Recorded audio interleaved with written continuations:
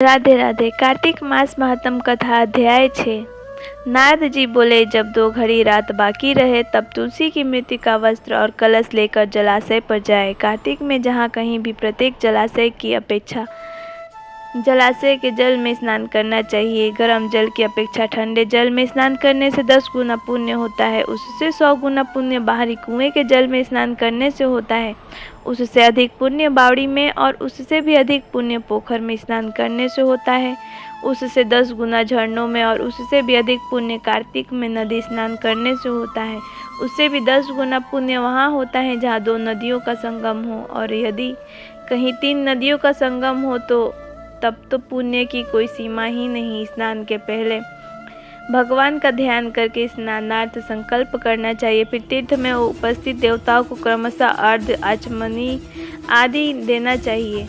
अर्ध मंत्र इस प्रकार है: हे कमलनाथ आपको नमस्कार है, हे जलाशय भगवान आपको प्रणाम है, हे ऋषिकेश आपको नमस्कार है, मेरे दिए अर्ध को आप ग्रहण करें। बैकुंठ, प्रयाग तथा बद्रिकाश्रम में जहाँ कहीं भगवान विष्णु गए वहाँ उन्होंने 3 प्रकार से अपना पांव रखा था। वहाँ पर ऋषि वेद यज्ञों सहित सभी देवता मेरी रक्षा करते रहे। हे जनार्दन, हे दामोदर, हे देवेश आपको प्रसन्न करने हेतु मैं कार्तिक मास में विधि विधान से ब्रह्म मुहूर्त में स्नान कर रहा हूँ। आपकी कृपा से मेरे सभी पापों का नाश हो। हे प्रभु, कार्तिक मास में व्रत तथा विधि पूर्वक स्नान करने वाला मैं अर्घ्य देता हूँ, आप राधिका सहित ग्रहण करें। हे कृष्ण, हे बलशाली राक्षसों का संहार करने वाले भगवान, हे पापों का नाश करने वाले, कार्तिक मास में प्रतिदिन दिए हुए मेरे इस अर्घ्य द्वारा कार्तिक स्नान का व्रत करने वाला फल मुझे प्राप्त हो।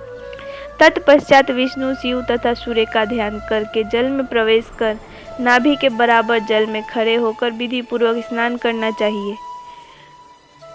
गृहस्थी को तिल और आंवले का चूर्ण लगाकर, विधवा स्त्री यति को तुलसी की जड़ की मिट्टी लगाकर स्नान करना चाहिए। सप्तमी, अमावस्या, नवमी को, त्रयोदशी, द्वितीया, दशमी आदि तिथियों को आंवला तथा तिल से स्नान करना वर्जित है।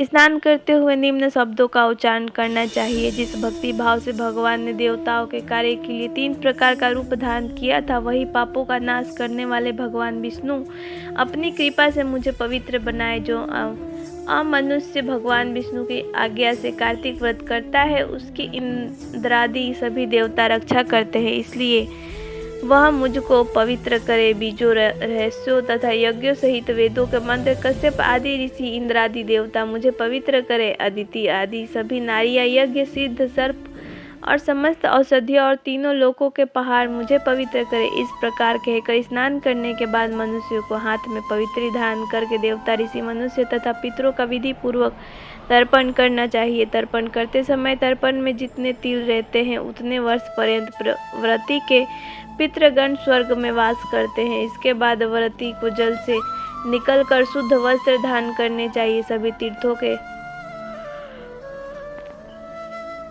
सारे कार्यों से निवृत्त होकर पुनः भगवान विष्णु का पूजन करना चाहिए। सभी तीर्थों के सारे देवताओं का स्मरण करके भक्ति पूर्वक सावधान होकर चंदन, फूल और फलों के साथ भगवान विष्णु को फिर से अर्घ्य देना चाहिए।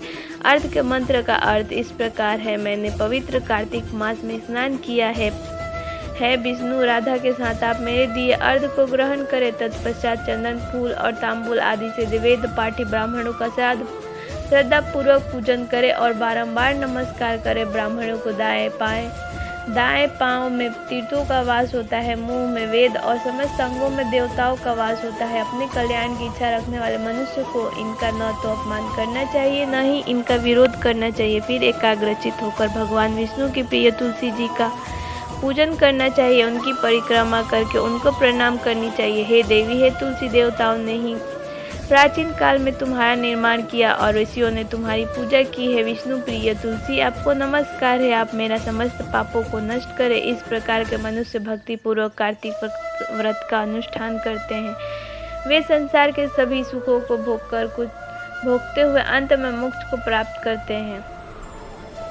ये थी कार्तिक मास महात्म कथा अध्याय 6 की। राधे राधे, जय श्री कृष्ण। अगली कथा हमारे अगले वीडियो में।